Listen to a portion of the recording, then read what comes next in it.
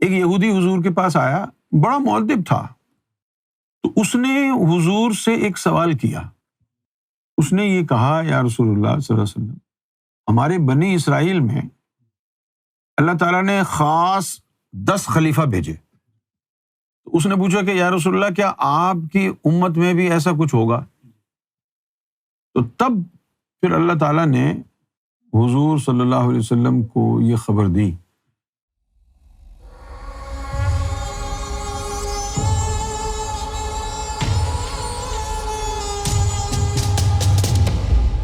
امام زمانہ، امام مہدی دو الگ ہیں یا دونوں ایک ہی ہیں؟ تو اگر ایک ہی ہیں تو امام مہدی کی ظاہری ولادت سے پہلے امام زمانہ کون تھا؟ دراصل جیسے ہمارے جو سکھ بھائی ہیں ان میں بھی اسی طرح کا ایک پرابلم پیدا ہوا سکھوں میں. وہ پرابلم کیا ہوا کہ ان کے جو گرو آئے، 9 یا 10 گرو تو آ گئے، اس کے بعد پھر کچھ کا عقیدہ یہ ہو گیا، اکثریت کا عقیدہ یہ ہو گیا، جب تک کال کی اوتار نہیں آ جاتے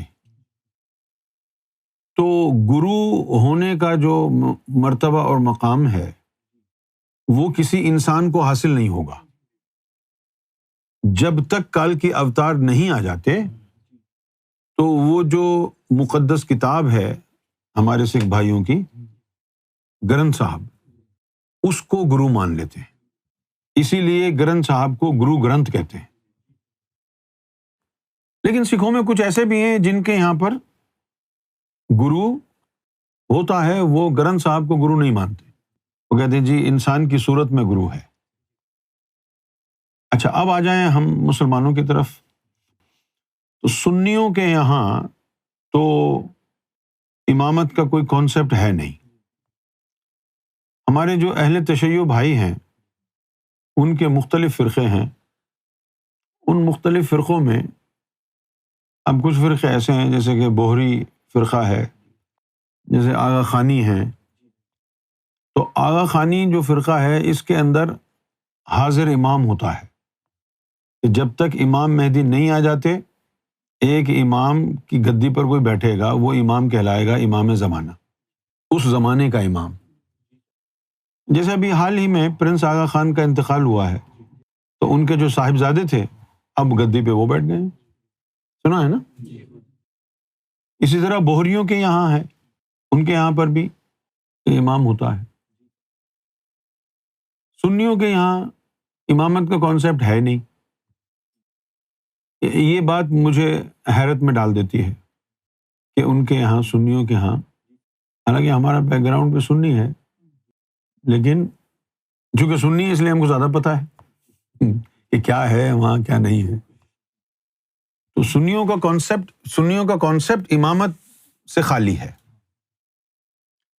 لیکن ایک آیت ہے قرآن شریف میں، وہ کیا ہے کہ قیامت کے دن ہم سب کو ان کے امام کے ساتھ بلائیں گے. اچھا، اب قرآن شریف کی اس آیت کی روشنی میں پھر یہ بات جو ہے وہ زیادہ قریب لگتی ہے حقیقت کے. جو شیعہ کہتے ہیں وہ امامت کے قائل ہیں، سنی امامت کے قائل نہیں ہیں.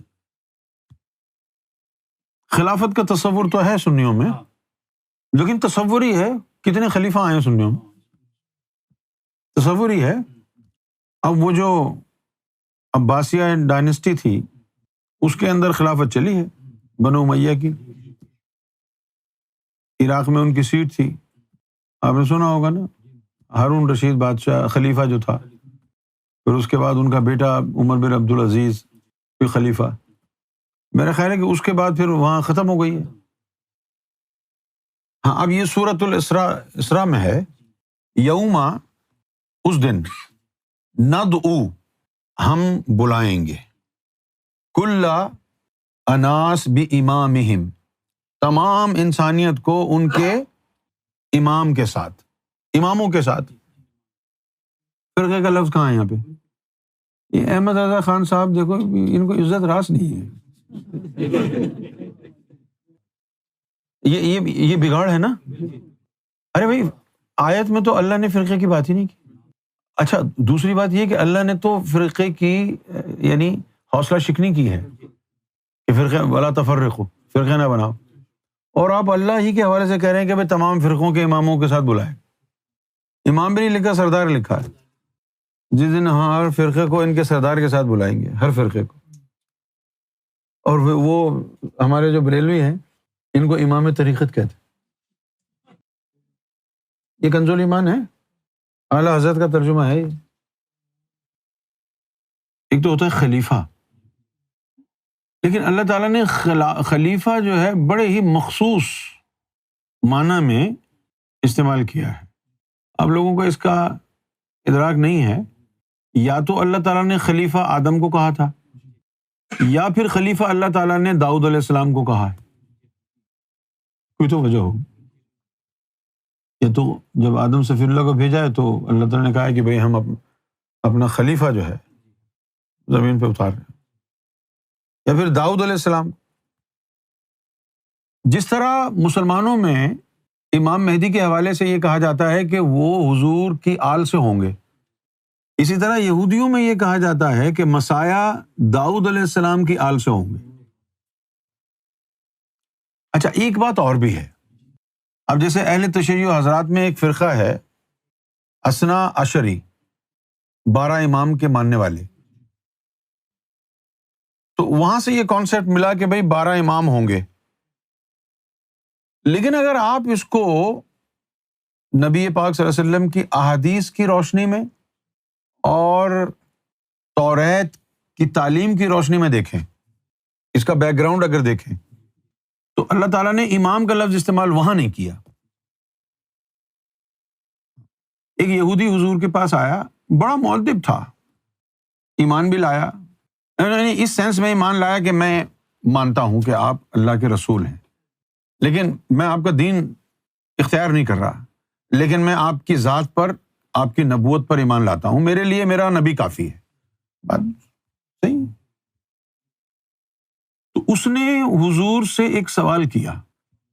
اس نے یہ کہا یا رسول اللہ صلی اللہ علیہ وسلم، ہمارے بنی اسرائیل میں اللہ تعالیٰ نے خاص 10 خلیفہ بھیجے، 12 خلیفہ. اس نے پوچھا کہ یا رسول اللہ کیا آپ کی امت میں بھی ایسا کچھ ہوگا؟ تو تب پھر اللہ تعالیٰ نے حضور صلی اللہ علیہ وسلم کو یہ خبر دی کہ آپ کی امت میں بھی، اب دیکھو کسی روایت میں جو ہے لکھا ہے 10 ہوں گے، اور کسی میں لکھا ہے کہ 12 ہوں گے. اچھا اب جن کی باطنی رسائی ہے ان کو تو پتہ ہے کتنے ہوں گے، اور جن کی باطنی رسائی نہیں ہے وہ جو کتابوں میں لکھا ہے پھر وہ اس کو مانیں گے. تو تصور 10 یا 12 دونوں کہہ دیتے ہیں. تو تصور 12 لیڈرز کا تصور جو ہے وہ بنی اسرائیل سے آیا ہے، اور اللہ تعالیٰ نے اس کو انصاف کرنے کے لیے کہ چلو بھائی اسحاق کی اولاد میں ہم نے 12 خلیفہ بھیجے ہیں، اسماعیل کی اولاد میں بھی 12 ہی بھیجیں گے. اب 12 اور 10 آپ اپنے ذہن میں رکھیں. تو حضور صلی اللہ علیہ وسلم نے فرمایا کہ میری امت میں بھی 10-12 خلیفہ ہوں گے. تو کسی نے پوچھا کہ یا رسول اللہ صلی اللہ علیہ وسلم وہ جو 10 یا 12 خلیفہ ہوں گے کیا وہ سارے قریش میں سے ہوں گے؟ اس کے جواب میں آپ صلی اللہ علیہ وسلم نے فرمایا، یہ بڑی اہم بات ہے، یہ یاد رکھنے کی ہے. تو اس کے جواب میں رسول اللہ صلی اللہ علیہ وسلم نے فرمایا کہ سارے کے سارے یعنی 10-12 جتنے بھی خلیفہ ہوں گے وہ سارے قریش سے ہوں گے. اچھا اب قریش کے اندر 2 بڑی برانچز ہیں، ایک بنو ہاشم اور ایک بنو امیہ. اب ہو گیا مسئلہ پیدا. مسئلہ کیا ہوا؟ اب اگر اس کی مزید تشریح نہ کی جائے کہ قریش میں کون ہوں گے تو پھر بنو امیہ والے اپنے معاویہ جیسے لوگوں کو خلیفہ تسلیم کر لیں گے. لیکن رسول اللہ صلی اللہ علیہ وسلم نے اس بات کو روز روشن کی طرح عیاں کر کے رکھ دیا. آپ سے جب یہ سوال ہوا کہ وہ قریش میں کون ہوں گے تو آپ نے فرمایا کہ میری بیٹی فاطمہ کی آل سے ہوں گے. یعنی مزید شارٹ لسٹ کر دیا، بنو ہاشم سے بھی شارٹ لسٹ کر دیا. یہ بھی تو کہہ سکتے تھے علی کی اولاد سے ہوں گے، لیکن مولا علی کی اولاد کو سادات تصور نہیں کیا جاتا. سادات صرف وہ ہیں جو بی بی فاطمہ کی نسل سے، جو مولا علی بغیر بی بی فاطمہ کے مولا علی کی اولاد ہوئی وہ سادات نہیں ہیں، وہ علوی کہلاتے ہیں. وہ کیا کہلاتے ہیں؟ اب جیسے یہ عمان ہے، اب جن لوگوں کی حکومت ہے وہاں پر وہ اپنے آپ کو علوی سمجھتے ہیں، علوی سمجھتے ہیں. اسی طریقے سے یہ جارڈن میں جو کنگ عبداللہ ہے یہ بھی کہتا ہے کہ میں علوی ہوں. تو علوی کون ہے؟ مولا علی کی اولاد بغیر بی بی فاطمہ کی. اچھا، نطفہ تو باپ کا ہوتا ہے، تو اگر مولا علی کی اولاد بغیر فاطمہ کے سید نہیں ہوتی تو اس میں کمال سادات کے ہونے میں کس کا ہے؟ بی بی فاطمہ کا.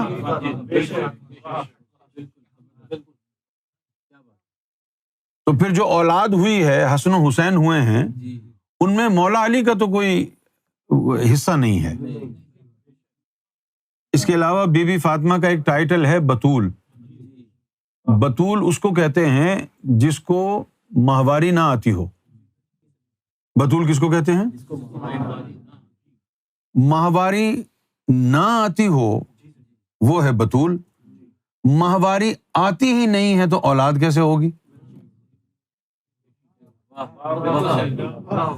تو معلوم یہ ہوا کہ بی بی فاطمہ کی جو اولاد ہوئی ہے وہ ظاہری خونی نطفہ نہیں ہے.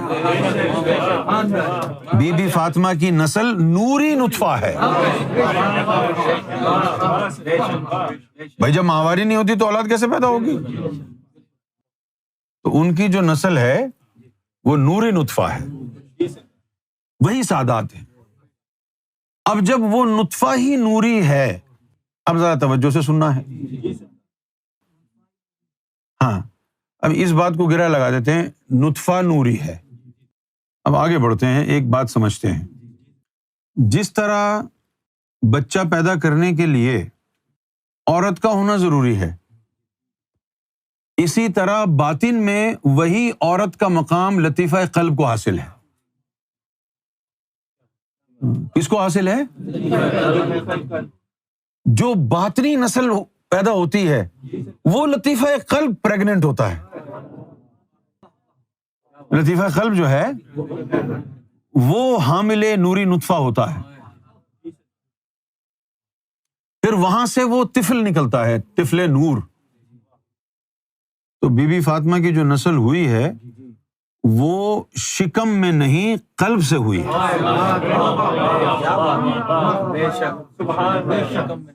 شکم سے نہیں ہوئی، قلب سے ہوئی. ہاں بھائی، سمجھ گئے بات؟ ہاں جی، تمہاری سمجھ میں آیا؟ اب جب وہ نوری نطفہ رحم قلب میں پروان چڑھے گا تو اس کے لیے کسی میل پارٹنر کی ضرورت نہیں. وہ نوری نطفہ مرشد بھی آپ کے قلب میں ڈال کر اپنی نوری اولاد نکال سکتا ہے. یہیں سے نوری نسل پیدا ہوتی ہے.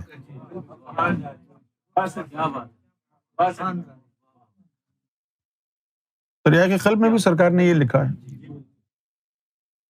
اسی لیے سلطان الفقراء کا اول یا آخر میں محمد رسول اللہ کے ہاتھ پر بیعت ہونا ضروری ہے. کیوں؟ کیونکہ نبی پاک صلی اللہ علیہ وسلم اپنا نوری نطفہ اس کے رحم قلب میں ڈالتے ہیں. کہاں ڈالتے ہیں؟ پھر وہاں سے وہ طفل نوری اسی طالب کے قلب سے برآمد ہوتا ہے. جب اس کے قلب سے وہ طفل نوری نکلتا ہے تو پھر حضور اس کو اپنے ساتھ لے جاتے ہیں اور باطن میں نوری دودھ ان کو پلایا جاتا ہے، طالب تربیت کی جاتی ہے. 12 سال تک وہ حضور کی صحبت میں، مجلس میں زیر تربیت رہتا ہے. 12 سال میں جوان جب ہوتا ہے تو پھر اس طالب کو بلاتے ہیں دربار رسالت میں، اور وہ جو طفل نوری ہوتا ہے نا، اس کے سر پر تاج سلطانی پہناتے ہیں. پھر وہ طفل نوری کے سر پہ تاج سلطانی پہنا کے اس بندے کے سینے میں رکھ دیتے ہیں. اس وقت پھر اس کے لیے حضور نے فرمایا اذا تم الفقر فہو اللہ، کہ جو فخر میں کامل ہو گیا. تو یہ طریقہ نبی پاک صلی اللہ علیہ وسلم سے نکلا، نوری نسل کا، اور اس کو پروان چڑھایا ہے سرکار گوہر شاہی نے. جو بھی پیروکار مہدی ہوگا وہ گوہر شاہی کی نوری نسل سے ہوگا. اس کے اندر سرکار کا نطفہ نور ہوگا.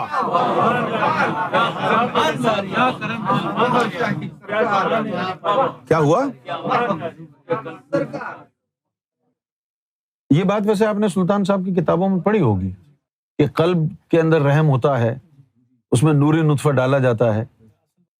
یہ تو پوری کھل گئی نا، یہ تو پوری کھل گئی نا. سلطان باہو نے جو بات کہی ہے وہ صرف سلطان الفقراء کے حوالے تک کہی ہے، اس کے علاوہ روا نہیں ہے، نہ کوئی کر سکتا ہے.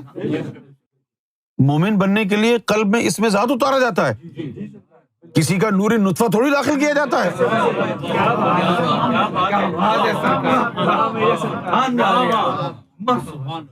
پھر جو نظر گوہر شاہی سے نوری نطفہ تمہارے قلب میں پروان چڑھے گا وہ کہلائے گا گوہری نسل، وہ کہلائے گی جن سے ریاض.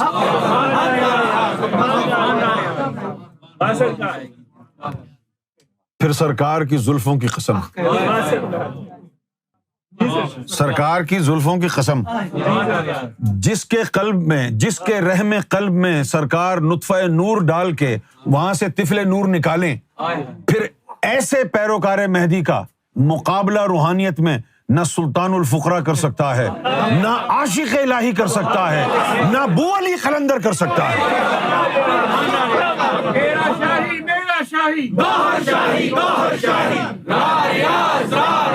کیونکہ نوری نطفہ کس کا ہے؟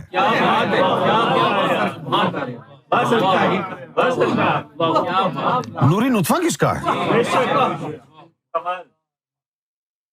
اور اگر نبی پاک صلی اللہ علیہ وآلہ وسلم سے ایسا خصوصی تعلق قائم ہو گیا اور آپ نے، نبی پاک صلی اللہ علیہ وسلم نے کسی کے لیے، سب کے لیے تو نہیں، لیکن جس پر مہربان ہو جائیں نبی مکرم صلی اللہ علیہ وسلم، اور آپ اپنا نوری نطفہ اس کے قلب میں ڈال دیں، اللہ کی عزت کی قسم وہ بھی آل رسول میں شامل ہے، وہ آل رسول میں شامل ہوگا. یہی وجہ ہے کہ غوث اعظم رضی اللہ تعالیٰ عنہ نے ایک حدیث روایت کی ہے. فیوض یزدانی میں سیدنا غوث پاک رضی اللہ تعالیٰ عنہ نے فرمایا کہ ہر متقی محمد کی آل ہے. یہ حدیث ہے.